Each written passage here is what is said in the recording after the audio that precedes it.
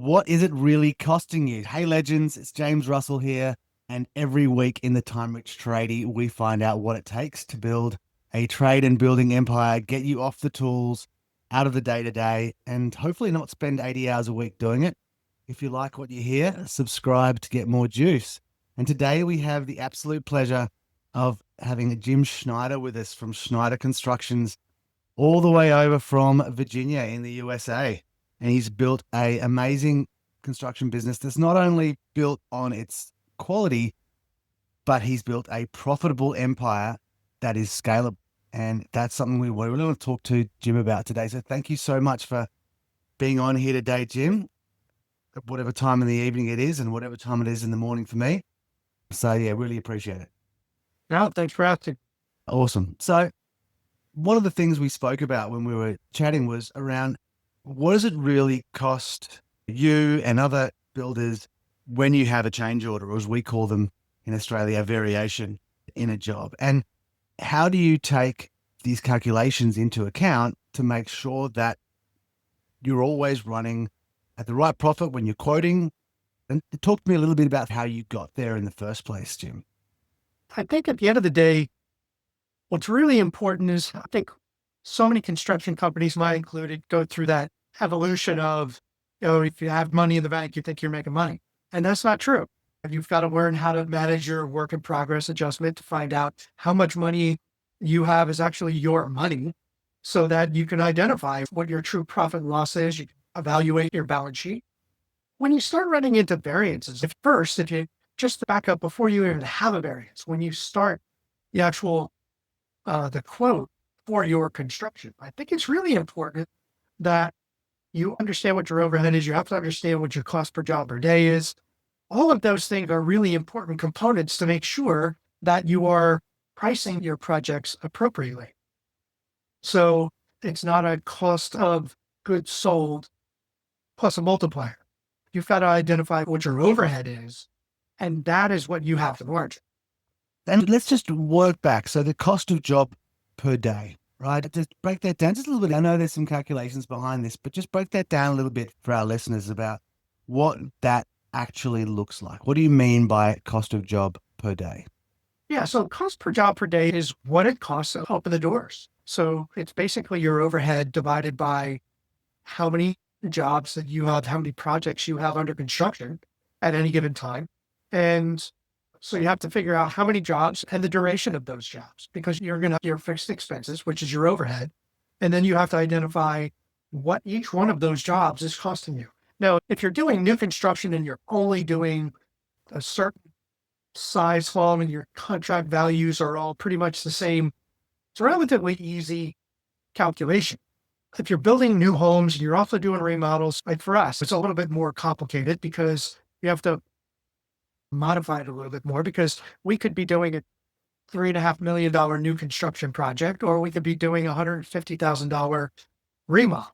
So by doing that, not each one of those is going to cost our company the same amount. At the end of the day, it's how many construction days do you have in a year, right? Correct. If you do two jobs that are, again, for ease of calculation, two jobs that are 365 days a year. So that's, again, you got then 730 days. So you've got $100,000 worth of expenses for that year. You got to divide that by 730 days. Obviously, that's a oversimplification, but you've got that many days. So each one of those construction days costs you X. Is that right? How many construction days are you fitting into that overhead cost you have for a year? And 100%. then you can allocate that to any of one of your little jobs, but it's also not zero. No, it's not. It's not. And what I find to be one of the most productive ways to use that, first of all, my own team knows it. So they understand that if they're not able to keep things on track, every idle day is costing the company money. The biggest benefit that I find is, on top of actually knowing the impact of us not being as efficient as possible, the other part of that is it becomes a better negotiation with the trades, because what happens is trades get a little greedy. When everybody's super busy, if they have to look sideways, they want to charge you a change order for that. Okay. And what I like to do is I like to remind them that, okay, all right, you want to charge me $350 to move that, but you weren't here for 2 days, and my job per cost per day is $729. So if you'd like to charge me that $350, that's absolutely fine, but I'm going to charge you what you cost me too. And all of a sudden those change orders go away. You make them realize that it's not a one-way street, that there is an impact for them to not be on site getting the work done the way you planned it to be done. You mentioned your cost per day, and you're running 5 to 10 jobs at a time, right? When you're running 2 to 3, depending on where you are at your scale and what your overheads, this is $750,000, $1,500 per day. This is not an insignificant amount. This is not a slight adjustment that you just got to make at the end of the year. This is a significant thing to take into account. I love it that you're bringing it into all aspects, your internal team, contractors, and then of course your pricing. How did you start to bring this in? So when you first understood the cost per job per day and this accounting adjustment? It was really working with APB. Started working with APB. There are two very specific approaches, very specific financial metrics and action plans that they have. One is pricing for profit, and the other is your WIP adjustment. They call it WIPA, which is a work in progress accounting adjustment. I do it monthly. Interestingly, my son is just out of college a couple of years now and reached out to me last year and said, hey, you know what? I'm just no good at this bill paying thing, and I could use a little guidance. So the best thing I could teach him, and it was what I learned. If I'm going to build your house, okay, and you give me $100,000 deposit, I've got $100,000 in the bank. That's not my money. Okay. So that's my money that you've given me to pay the bills for your house. Okay. So what I taught my son was we built a spreadsheet and we would weekly look at his work in progress adjustment. So when it came time to where he got his paycheck on Thursday, it's okay. You got your paycheck. That's not all your money. Some of it goes to rent. Some of it has to pay for gas. Some of it's got to go for groceries. You've got dog food. It's just a way to make you realize where that money has to go before you can start using it on your own. And it keeps you out of trouble. Right. That helped you to understand the cash flow, what your real expenses were and the real money you had to spend throughout. And that would, of course, take you through to then pricing. Obviously, so to know, okay, based on that, what's not my money, I've got to make sure that I'm actually running at a profit, and then you're pricing for profit for your client. Actually, the pricing for profit comes first. Yeah. The price appropriately. The WIPA part is how you keep track of what you've now made. Got it. So the pricing for profit actually comes first. It's pricing the projects appropriately so that your gross margin is correct, that your net margin is where it needs to be. And you're taking into account that cost per job per day in that pricing for profit. So that's where that piece comes in, right? Right. So you have to understand where your overhead is so that you are margining your profit or margining your projects, not marking them up. There's a difference between margin and mark. And I think, although we're not going to be covering that completely today, I do find that to be one of the most fundamental, I'd say it's a maths mistake, but it's not a math mistake. It is a life-changing going bankrupt mistake, which is when people say, I run at a 25% margin, and you say, just so we're clear, that is not a 25% margin. If you're marking up 25%, what is it? Yeah, 18%. So for you to get a 25% margin, you got to mark it up 33%. Who doesn't go, hey, but I mark up 25%. Why is my margin at the end of the year? Why is my profit only 18%? It's like, that's the calculation. That's right. Taking into account your OPEX, your operational expenses, and then getting your day rate, making sure that's in your quoting. There's a few of the builders, especially as they're starting to grow and scale, are starting to realize this. In my client base, in our listeners, we have people pricing for profit for that original job. But especially the guys, and again, a lot like you doing remodels as well as new homes, change orders or variations take a huge part of what is the end result of that job, whether it's time or money, right? And I see time and time again that pricing for profit becomes no longer pricing for profit by the time you back cost that job. Talk to me a little bit about how you brought that pricing for profit into, and you mentioned a little bit about your contractors, but into your change order calculations as well. I think at the end of the day, the change order has to be priced the same way you price the project to begin with. You have to realize that certain change orders don't impact the schedule at all. If you change the color of your tiles, if the order Sure. hasn't gone through, it's 2 months away. Great. If somebody picks different plumbing fixtures, if you have a package of plumbing fixtures and they're $10,000 and somebody would rather have these plumbing fixtures and they're $12,000, that's easy. As long as it's done in advance, not when they arrive at the door. Then you have to say, okay, now we've got to cancel the plumber, okay, and we're going to lose X number of days. Now you have to add in cost per job per day because it's not just what you would typically mark it up. You are losing time. So you have to add that in. That's right. Same variance, different circumstance, different price. All of a sudden, once they want to add 6 windows in the back of the house and you've got to order those windows. So that holds up the siding. And then you can't do the siding. You can't finish your drywall, all this stuff that happens. Now, all of a sudden, if you're a month delayed, that's going to cost you money. It's not just the margin on the cost of the windows. That's right. You've got to look at how is this change order impacting my company? I had a woman I built a house for several years ago. I showed a restaurant. She wanted to make a change. Okay. And that change was going to cost money. When I gave her the price, as I told her I was working out the price for her, her comment to me was, "You're going to give that to me for your cost, right?" And I said, "No." She said, "What do you mean? I have to charge me for that." So my answer to that was, "Gee, you own a restaurant. If I eat dinner in your restaurant and I choose to have an after dinner drink, do you pour that for your costs or do you mark it up?" And she just looked at me. She said, "Point taken." And she paid for it because you have to educate people to make them realize that you're not a public service. It's not like just because you built their house, you made enough money and everything else can be free. Okay. You're going to warranty it. You're going to handle it. You're going to install it. There's so many pieces and parts to that. And contractors, construction folks in general, our profit margins are so skinny compared to so many other industries. It's crazy when you consider the risk that we're taking. That's it. And they're skinny, but they're also fragile. They are what they are. They can be 10% at the end of the year, and that's a net. That's great. Or they can be 1. And the difference is because of a conversation you have with a lady like that and $40,000 of margin or of time and opportunity cost goes out the door. Because obviously what that lady doesn't realize is those 2 days spent installing those extra windows is 2 days you cannot be building another house, right? Because you have X number of construction days per year that you're able to do based on your capacity. This is how many days you've got left in your life. This is how many days you've got to build a house in a year. And manufacturer.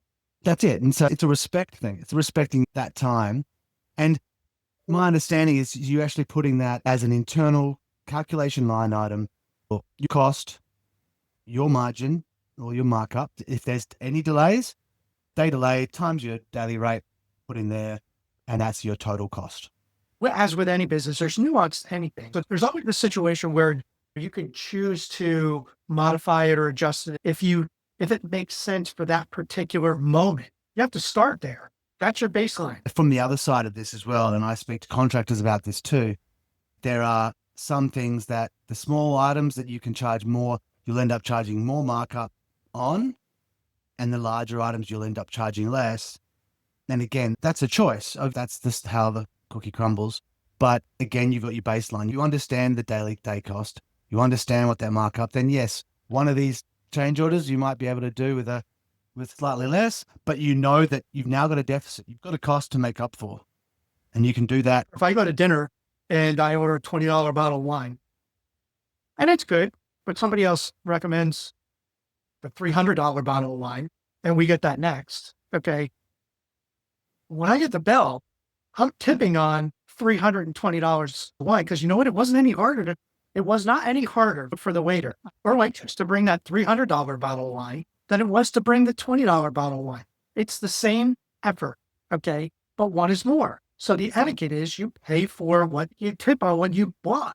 Just like us, there's no reason that, if we have $100,000 in appliances as opposed to $20,000 in appliances, we should get paid for that because we are now warranting $100,000 worth of appliances. We have to make sure that if it falls off the truck or if somebody scratches it or whatever it is, you have to make sure that you are healthy enough to support that client for a long time. That's a really interesting point. Talking to the Australian audience who don't tip, here. They're going, I would be tipping 0% on 320 here. Let's not tell the contractors to be charging zero. But it is a good point to understand that people do overcomplicate that in their minds. You know, that, oh man, it's a smaller item, I can charge a higher percentage. It's a larger item, I can't charge this. You're right. Make the call. And we do say a lot here, keep it simple, right? As simple as you can and no simpler. You've got $100,000 of appliances, it's still the same. The percentage shouldn't actually need to change. It shouldn't change.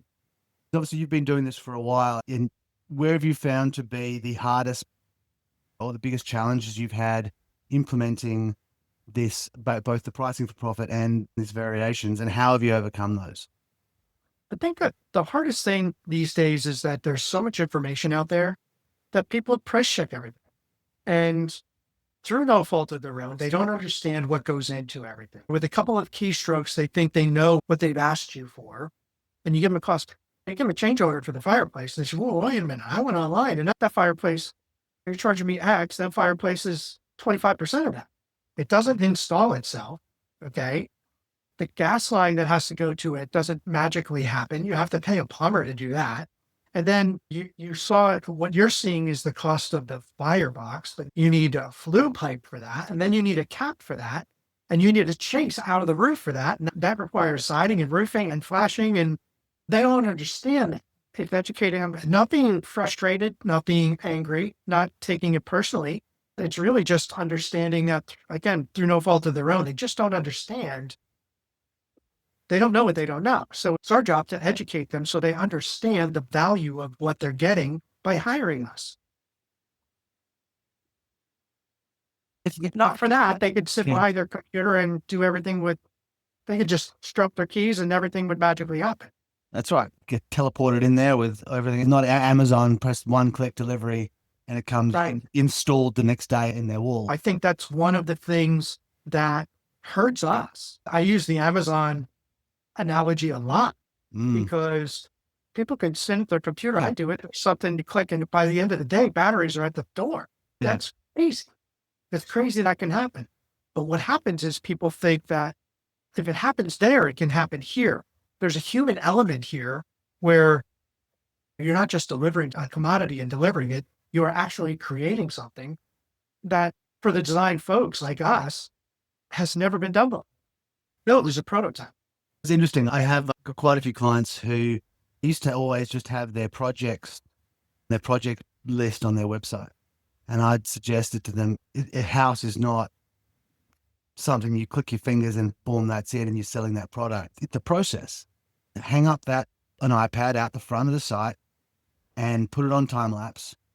Show the time lapse of that coming into existence, because there is a visceral connection then to the work that you were doing and what you were creating in this world that is not one-click ordering. Even then, it looks a little bit too easy because time lapse, but people love it. People love it because they feel connected to what you're doing and what you're building for them. And I think that's great what you're saying, that this industry has become more and more, especially because you do design and build, or as we call design and construct.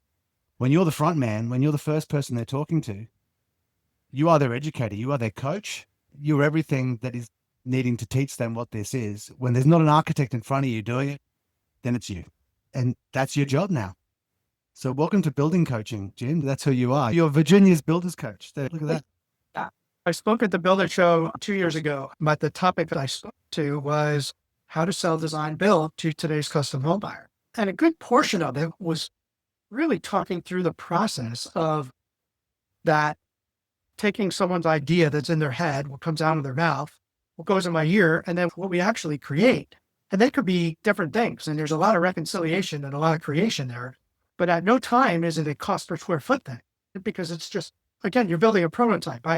As part of my presentation, I had 6 photos, 2 photos of a 2,500 square foot house, 2 photos of a 2,800 square foot house, and two photos of a 3,000 square foot house. And after looking at those photos, you could say, my question was, how could you possibly think that the unit price of these homes would ever be the same? Because they're so different. You mentioned the word process. That is really, for a design build guy, design construct, it's not a transaction. It is a process.